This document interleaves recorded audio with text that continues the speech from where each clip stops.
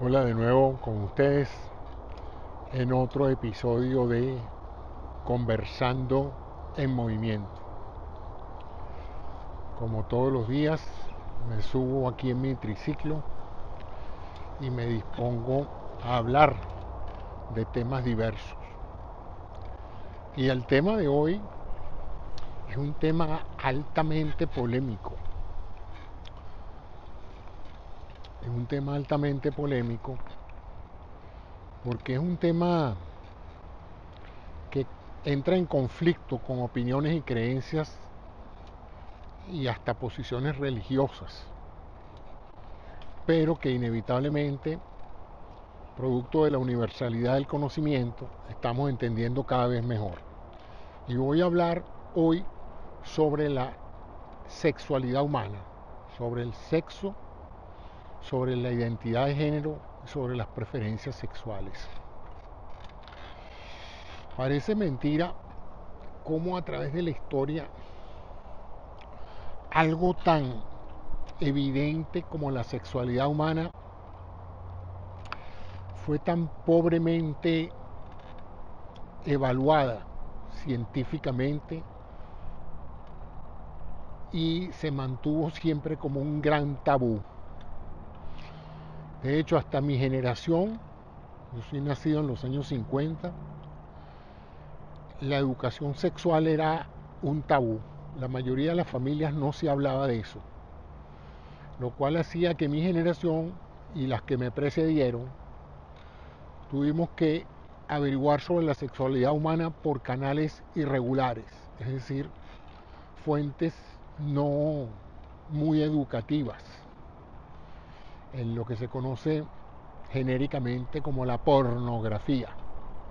De tal manera de que por muchos siglos del sexo no se hablaba. Incluso las manifestaciones culturales del sexo en el arte, en la pintura, en la escultura, era motivo de sonrisitas y de sentimientos de culpa o de vergüenza. Sin embargo, hay una realidad observable en todas las culturas. Primero, el carácter de la bipolaridad sexual, es decir, hay caracteres sexuales masculinos y femeninos. Hay seres humanos que nacen con una genitalia masculina y seres humanos que nacen con una genitalia femenina. Por lo tanto, se podía pensar que la sexualidad era, como se dice ahora, binaria.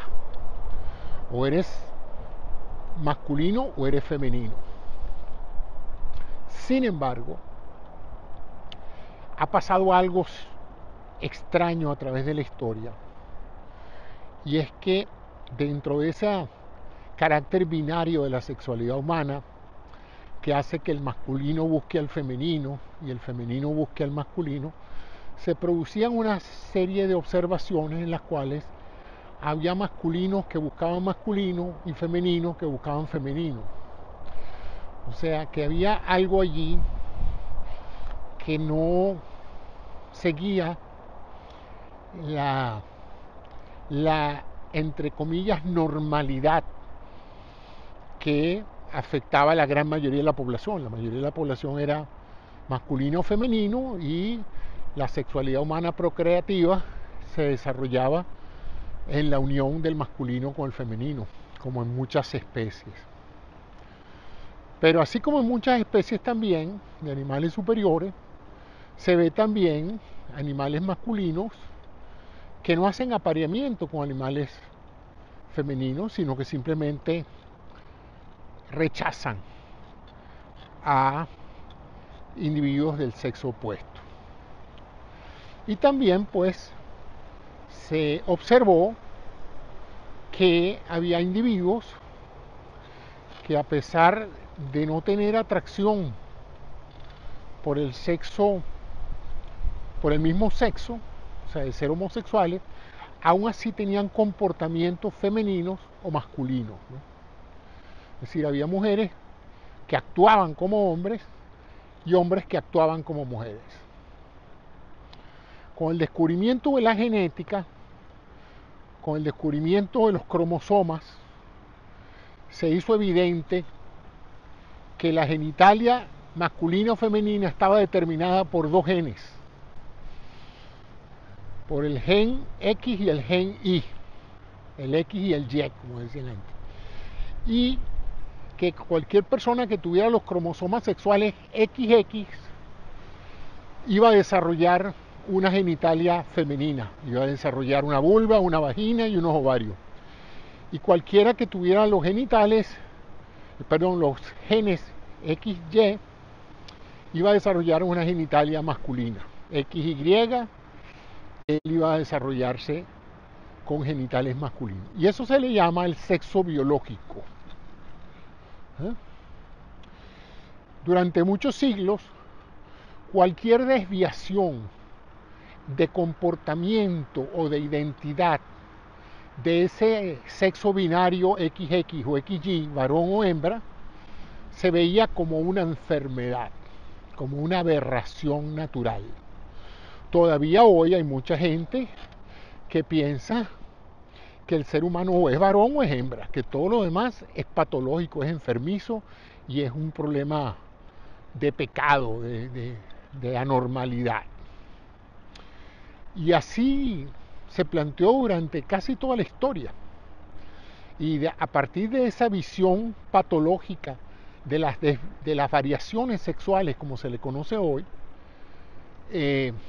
se concibió que cualquier persona que no encajara dentro de ese carácter binario era una persona patológica, que necesitaba o tratamiento o necesitaba rechazo, o que ameritaba rechazo.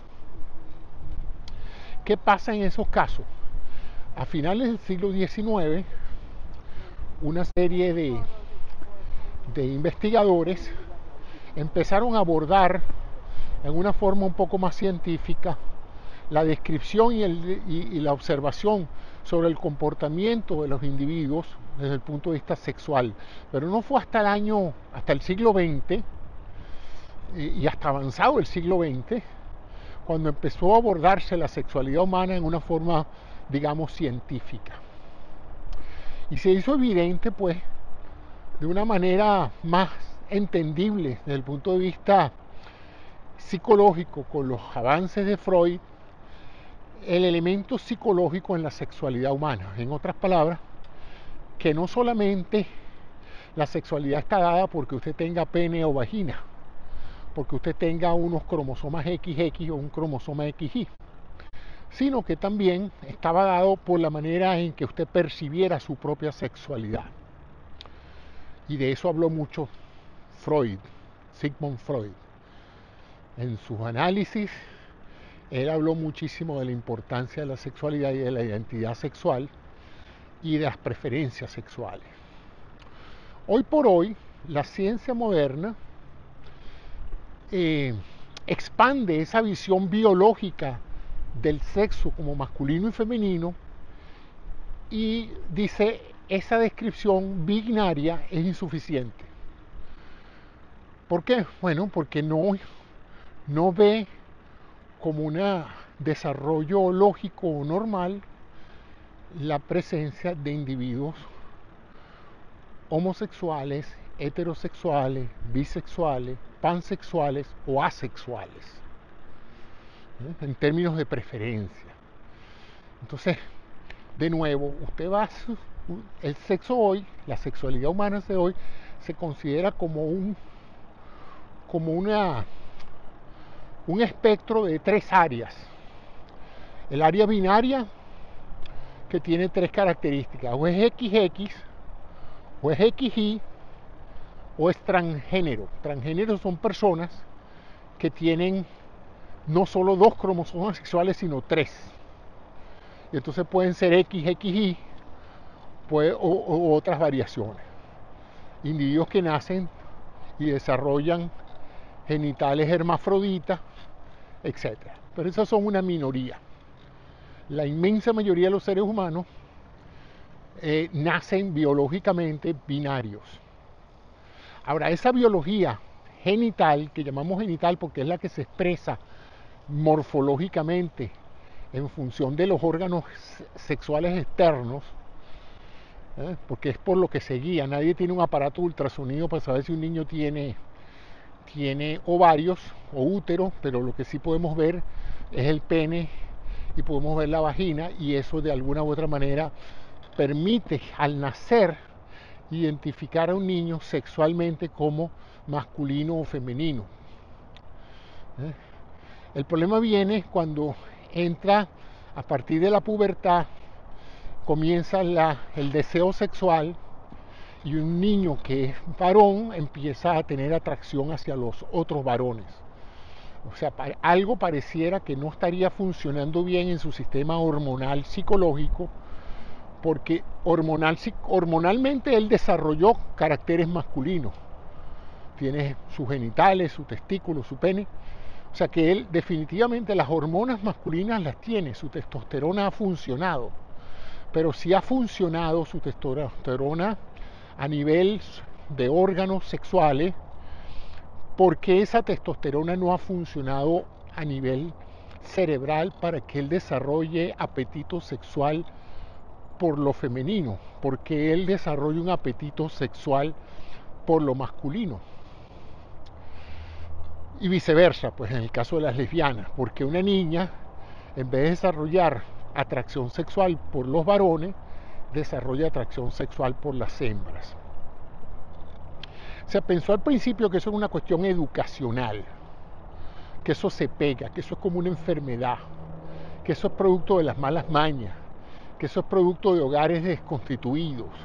Sin embargo, ahora que se estudia más eso sin tanto tabú, se ha entendido que eso no está directamente relacionado a ninguna enseñanza, a ninguna crianza, a ningún estilo de crianza en particular, en general, sino a una tendencia natural no muy bien conocida todavía por la ciencia, mediante la cual la preferencia sexual, la preferencia por un compañero sexual, puede o no estar identificada con el sexo biológico genital.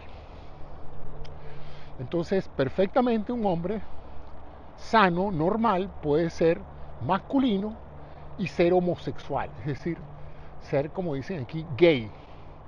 Y eso no es esencialmente una enfermedad, no es una,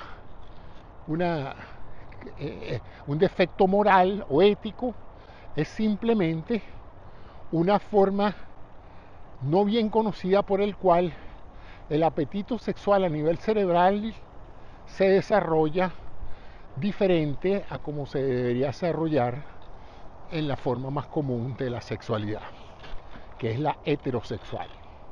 O sea que los seres humanos homosexuales, masculino o femenino, son seres normales, simplemente que no son la gran mayoría de los seres, pero no representan ningún grado de enfermedad, y es importante que eso se deje ver así. Y por lo tanto, ellos no se perciben como enfermos, ni toleran que la sociedad los trate como personas criticables o personas que no tienen los mismos derechos que las personas heterosexuales. El derecho a que se les respete su sexualidad, a que se les respete su identidad como hombres homosexuales o como mujeres homosexuales. La cosa se complica un poco porque ahora voy a introducir lo que es un concepto nuevo en general a partir del siglo XXI, que es el concepto de género. Empezó en el siglo XX, pero ahora es en el siglo XXI en que hemos estado hablando más del concepto de género, entendiendo por género ya la identidad sexual, cómo se siente la persona. Si la persona ahora se siente, se identifica como hombre o se identifica como mujer. Y ahí nos damos cuenta de que entonces estamos entrando en un área enteramente sociocultural, porque podemos tener un hombre con pene y testículo biológicamente, heterosexual, es decir, le gusta el sexo opuesto, pero que se identifica como mujer. Eso es complejo de entender, pero dentro de él siente que está viviendo una mujer. Una mujer que ustedes entonces pensarán racionalmente, bueno, pero espérate, si es heterosexual y él se siente mujer, ¿cómo se siente él? Bueno, como una mujer lesbiana. Para él es una lesbiana con pene que le gustan las mujeres. Es complejo, es duro aceptarlo, pero es la realidad. Hay seres humanos así, que sufren mucho porque esa es su identidad.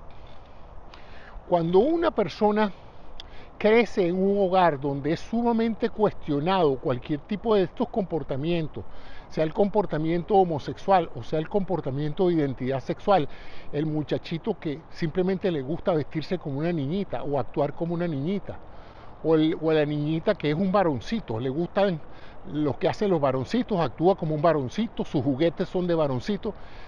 Evidentemente en la cultura se penaliza a las personas diferentes. Y eso crea una serie enorme de traumas. Y esos son seres humanos que sufren muchísimo porque es ahora que se está reconociendo el hecho de que ellos no son ningunos anormales, ni ningunos monstruos, ni ningunas personas de carácter fallo que requieren recriminación y castigo o penalidades, sino que ellos son variaciones normales de su sexualidad como hay variaciones normales en todos los aspectos de la vida, ¿verdad? Hay variaciones de estatura, de peso, de talla, de color de piel, de inclinación política, de religiosidad, de espiritualidad. Todo eso lo aceptamos. Pero cuando alguien en su sexualidad dice, yo soy hombre pero me siento mujer, yo soy hombre porque tengo pene y testículos, pero yo no me siento hombre, ni quiero comportarme como hombre, ni quiero que me acepten como hombre porque yo quiero que me acepten como mujer. Entonces ahí se presenta el problema de, bueno, espérate un segundito, ¿por qué tengo yo que cuestionar los deseos de alguien de ser reconocido como quiere ser reconocido? ¿Cuál es el problema? ¿En qué me afecta a mí, a mi bienestar, a mi calidad de vida, que otro ser humano se sienta diferente a como genéticamente se desarrollaron sus órganos sexuales? Eso es algo que a mucha gente por cuestiones culturales y religiosas les cuesta aceptar, pero tenemos que aceptarlo porque tenemos que vivir y coexistir todos juntos dentro de un mismo planeta, y es sumamente cruel someter a un grupo de la población a una serie de recriminaciones, castigos y limitaciones sociales por el hecho de ser diferentes. Entonces la visión moderna que tiene la ciencia hoy es que en la sexualidad humana se caracteriza por esos tres elementos: el sexo biológico, la preferencia sexual y el género. Sexo biológico, masculino, femenino o transgénero. Sexo, preferencia sexual, es heterosexual, bisexual o asexual o pansexual también la llaman, aquellas personas que, que podrían tener atracción por cualquiera de los dos sexos en forma indiferente. Y tendríamos entonces desde el punto de vista de género, pues varios géneros, tanto géneros como personas decidan que los identifiquen o que sean identificados. Si alguien quiere ser visto como mujer, vestirse como mujer, actuar como mujer y que se le salude, se le represente como mujer, él tiene todo el derecho de que se le conceda ese privilegio. A nosotros los médicos, mucha gente les molesta que nos llamen doctores, sobre todo porque muchos no son verdaderamente doctores en el sentido de haber sacado académicamente un doctorado.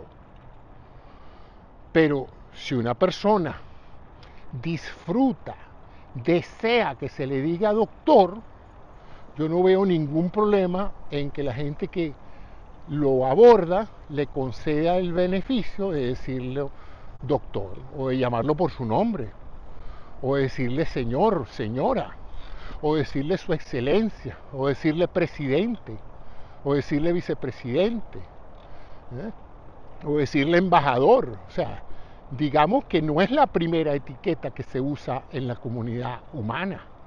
Los seres humanos estamos llenos de etiquetas que preceden nuestra nuestra presentación en la sociedad, ¿no?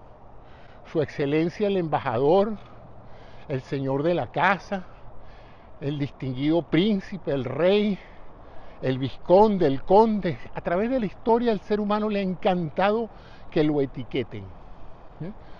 Entonces, estas personas, siento yo, y es el consenso general, que lo que aspiran es ser tratados de igual manera. Si ese señor quiere que lo llamen señora, pues se le concede el deseo de llamarlo señora tal, ¿eh? Entonces, sin embargo, en eso que debería ser tremendamente humano, que es el reconocimiento a esa minoría, porque son en realidad una minoría en la sociedad, una minoría que no afecta a nadie, a menos que a usted le afecte el hecho de que se vistan de mujer siendo hombres. Bueno, también hay gente que literalmente se pone unos vestidos horribles y bastante desagradables y a nadie le molesta, o a mucha gente le molesta, pero tenemos que aceptarlo porque, bueno, hay cierta libertad de aceptar a la gente como quiere vestirse, pues. Eso de venirle a decir a la gente cómo tiene que vestirse no es precisamente un acto de coexistencia pacífica. Entonces, con esto lo que he querido traer hoy a la conversación es el reconocimiento que tiene la ciencia de que el sexo biológico es binario, pero el sexo es más complejo que el carácter binario del sexo biológico. Tiene un elemento de apareamiento que representa la preferencia sexual, con quién quieres tú que te acompañe en el sexo, que es lo que determina pues que tú seas heterosexual. Yo quiero compartir el sexo con personas de mi sexo opuesto. Si eres bisexual, yo quiero compartir el sexo con personas de mi mismo sexo. Yo no quiero cambiar, yo no quiero ser una mujer, yo quiero ser un hombre o una mujer, pero quiero compartir el sexo con alguien de mi mismo sexo o del sexo opuesto, según sea el caso. O no me importa, soy bisexual, con cualquiera de los dos me siento realmente realizado desde el punto de vista de mi salud sexual. Porque todo esto tiene que ver con el factor salud. Ustedes me verán siempre hablando de la salud. Y la salud pues tiene muchos aristas, y una de esas aristas es la salud sexual, ¿verdad? No podemos ser seres normales, sanos, si la parte sexual no está satisfecha. Y ustedes se imaginarán lo difícil que debe ser para una persona transexual, homosexual o una persona con un género diferente, el hecho de que la sociedad no le reconozca el derecho a ser identificado como él desea ser identificado. Eso horroriza a mucha gente, que no sé por qué, esa tendencia de tanta gente a ver políticamente esto como una cuestión de principios, ¿no? ¿Cómo es posible que ese individuo se vista así y ande así por la calle? Bueno, ¿y cuál es el problema? En una época todos usábamos sombrero y ahora nadie usa sombrero. ¿Cuál es el problema? En una época usábamos corbata todos y ahora nadie usa corbata. Entonces, ¿cuál es esa necesidad de normatizar la manera en que la gente vive y convive? Entonces, prácticamente uno de los grandes logros y desarrollo de la sociedad moderna es esa aceptación que hay de la homosexualidad y de la transexualidad, ¿verdad? Las personas transgénero. Y la cosa va más allá cuando se trata de personas que para realizarse dentro de esa identidad sexual necesitan cambiar de sexo biológico, es decir, necesitan para realizarse, para poder funcionar como ellos desean funcionar en su sexualidad, necesitan pues cambiar de sexo, eliminar el sexo masculino externo y producir pues una cavidad que les permita sentirse y practicar el sexo como lo podría practicar una mujer. Es algo que para cualquier persona no normal, para cualquier persona heterosexual, donde haya una convergencia entre el sexo biológico, la preferencia sexual y el género, les puede parecer esto una aberración, pero no es una aberración, es sencillamente una solución médica, quirúrgica, a un problema Nada diferente a la mujer que se pone una prótesis mamaria para lucir más atractiva, para ser sexualmente más atractiva, el hombre que se pone un implante del pene para poder tener una erección más satisfactoria para su pareja. Bueno, hay gente que necesita cambiar de sexo, pues. Así lo vemos los médicos, yo creo que me acompañan los colegas en todo esto.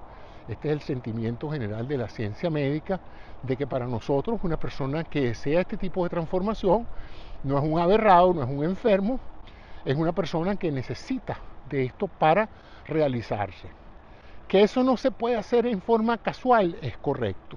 Eso requiere advertir a todas estas personas que esas intervenciones son radicales, es decir, no hay vuelta atrás, no es que se puede quitar y poner.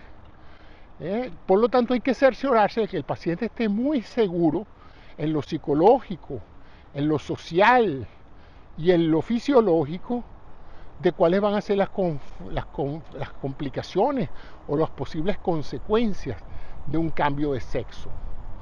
Pero no por eso debe dejárseles ver o pasarles un juicio moral o religioso sobre su deseo de vivir su vida de acuerdo a su deseo natural de ejercitar un rol masculino o femenino en la sociedad. Y aquellos que también desean tener un género no binario, es decir, rechazan la idea de que se les encasquete el carácter de masculino o femenino. Ahorita hay una nueva, no es una nueva, pero la gente joven está realizando la situación de sentirse no binarios, es decir, no me siento como un hombre, no me siento que tengo que siempre actuar como un machito ni como una hembrita, no siento que debo cumplir las exigencias sociales de esos roles, yo quiero ser yo mismo, entonces me declaro no binario. Hay gente que se horroriza, pero ¿cómo vas a decir tú que no eres binario si tú tienes pene? ¿O cómo vas a decir tú que no eres binario si tú tienes una vagina?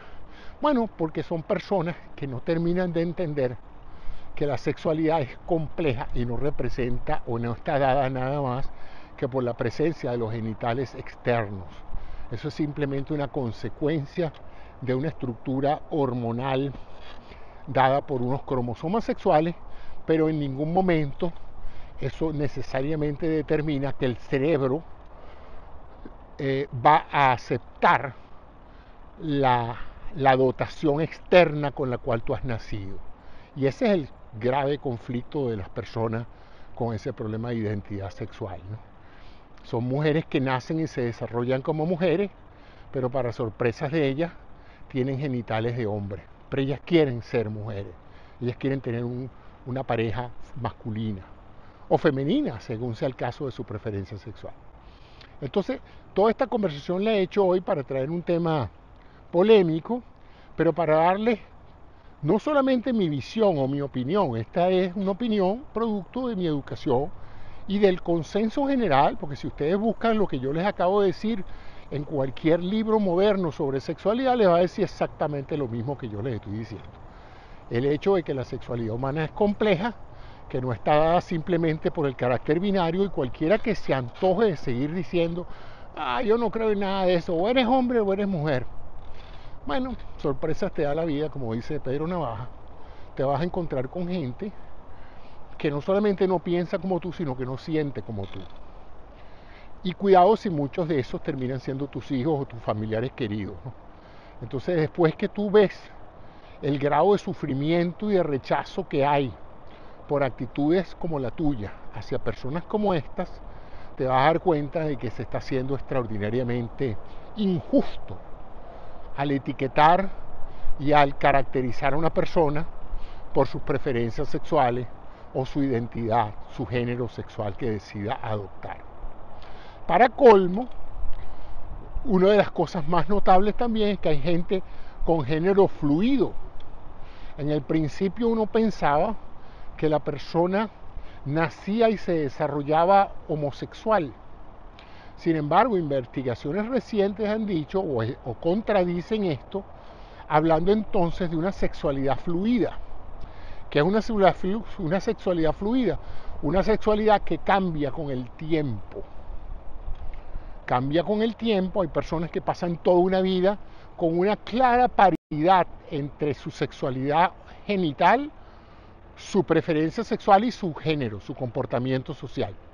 Pero hay personas que no, que después de cierto tiempo, no se sabe si por cambios hormonales o de otro tipo, las personas deciden explorar otros tipos de sexualidad humana. Y entonces ustedes ven esos famosos casos de que, caramba, pero este señor era muy mujeriego y tuvo su esposa y tuvo sus 3 hijos y ahora resulta que es homosexual. Y entonces todo el mundo se pregunta, ¿siempre fue un homosexual o es que le dio ahora después de viejo por ser homosexual? Bueno, en eso todavía hay mucho que estudiar y explorar, pero todo parece apuntar al hecho de que la sexualidad humana es compleja y bajo ciertas circunstancias culturales y sociales y endocrinas, una persona puede cambiar de preferencia sexual a lo largo de la vida. Después de ser heterosexual puede transformarse en homosexual. ¿eh? Entonces no es que todo está completamente definido al momento de la concepción. Al momento de la concepción está definido tu sexo masculino, femenino, XY, XY, XX o XY. Sin embargo, en el desarrollo embrionario durante la gestación dentro del vientre materno, van a acontecer cambios epigenéticos que van a activar ciertos genes que pueden hacer que aunque tus genitales sean masculinos y femeninos, tu cerebro no evolucione centros de conexión que hagan que tus comportamientos sean acordes con los genitales que te tocó desarrollar. Bueno, ya es de noche y ya no voy a tener suficiente luz para que me vean, pero aunque bueno, me podrán seguir escuchando. Pero con esto lo que les quiero decir es que hay que tratar de mantener una mente amplia a la hora de castigar a cualquier ser humano por sus conductas sexuales, siempre y cuando éstas sean respetuosas, en consenso y en armonía, y tiendan a producir placer en la persona que hayan escogido para tener sexo y para la persona. Sean respetuosas, que haya consenso, o sea, que nadie utilice la violencia para forzar a otro a hacer cosas que no desea hacer. Y eso es la visión más moderna y más actual de la sexualidad humana. Entra en conflicto con la iglesia. Todavía hay religiones donde la homosexualidad es duramente perseguida. Duramente es a costa de querer sacrificar a un homosexual, quitarle la vida, lo cual demuestra el carácter retardatario y obtuso de muchas religiones que no están a la altura de lo que es el desarrollo humano, social y educativo, ¿no? Lo cual hace que las personas deberían realmente revisar sus opiniones religiosas en función de todos estos nuevos hallazgos que se han hecho de la sexualidad humana, que como dije, lo que se está haciendo es una reevaluación de comportamientos que son tan antiguos como la existencia humana, porque la homosexualidad no fue algo que comenzó con el rock and roll. La homosexualidad tiene toda la historia, en todas las culturas, en todas las áreas del planeta, ha habido individuos que no prefieren tener sexo con el sexo opuesto, sino con su propio sexo. Y aunque no ha sido ampliamente documentada como eso, también ha habido individuos que a pesar de ser masculinos se comportan como mujeres y a pesar de ser mujeres se comportan como hombres, ¿no? La historia está llena de personajes famosos que daban pie para pensar que, como dicen coloquialmente, si eran mujeres tenían testículos y si eran hombres tenían ovarios. Pero el asunto es que de una u otra manera no es algo novedoso en el desarrollo humano. Lo que pasa es que siempre se mantuvo como algo de lo cual nadie quería hablar. Los padres se avergonzaban cuando tenía un hijo que se le gustaba ponerse los vestidos de la hermanita, o que le gustaban las actividades que hacía la mamá y no quería salir a batirse a puños con el papá. Entonces eso siempre se mantuvo como un gran secreto familiar. La gente no quería que se hablara de eso. Y evidentemente la gente entonces que tenía esas variantes sexuales las ocultaba y vivían vidas muy difíciles porque se podrán imaginar que una persona que es de un sexo masculino y se da cuenta de que le gustan los hombres, evidentemente se siente muy mal, porque sabe que eso puede ser muy mal visto por la sociedad y puede traerle problemas de todo tipo. Entonces, eso verdaderamente refleja un problema grave de coexistencia social. Entonces, esa es una de las razones por las cuales esos temas han sido tabú. Pero afortunadamente todas esas cosas se han superado. Aquí en los Estados Unidos, país donde vivo, hace 40 años la aprobación a la homosexualidad y al matrimonio homosexual era altísima. Todo el mundo estaba en desacuerdo con eso. Estamos hablando de cifras del 70-80%. Hoy por hoy, cuando le preguntan a la mayoría de las personas si está de acuerdo o no con que las personas homosexuales se casen o las personas homosexuales manifiesten su homosexualidad abiertamente, la minoría está en desacuerdo con eso. La inmensa mayoría está de acuerdo en que tienen los mismos derechos y los mismos deberes que cualquier ciudadano. Ahora tenemos ministros, tenemos jefes de Estado, tenemos personas de gran significación cultural, social, que son manifiestos homosexuales, y muchos de ellos han sido valientes, lo suficientemente valientes para cambiar de género o para adoptar otro género. Así es que yo siento que estamos progresando en ese campo, aunque muchos no los vean. La homosexualidad no es una enfermedad, la homosexualidad no se pega, la homosexualidad no es contagiosa y